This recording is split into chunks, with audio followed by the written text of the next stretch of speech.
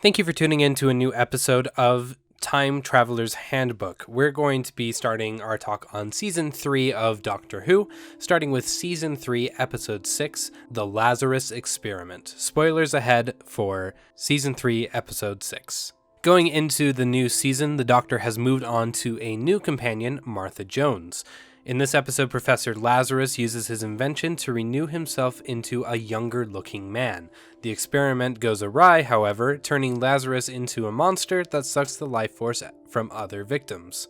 This will be a quick episode because I just wanted to mention this aspect of de-aging as kind of a pseudo-time travel mechanic. You can think of it like this. The individual is not physically traveling through time. Their body is just reversing its clock to another point in its life. So you can think of it as kind of a form of mental time travel. Here's how it works, essentially. You take the older body or the newer body, depending on which direction you are going with the aging, and you remove the mind from it. Then the mind travels to a younger version of that body and takes its place.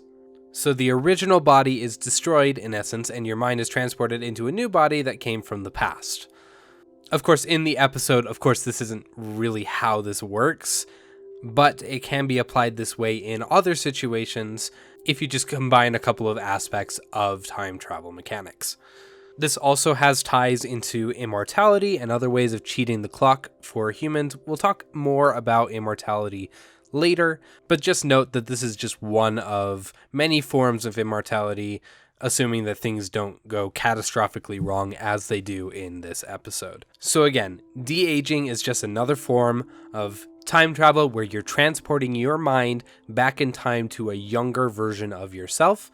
While in your perspective, you just became younger, your mind has not changed at all, which means that basically your mind has been transported between two different versions of yourself through time. That's it for this episode. We're going to be talking about one of my favorite episodes of Doctor Who ever, and that is Blink next, talking about the Weeping Angels and how they work.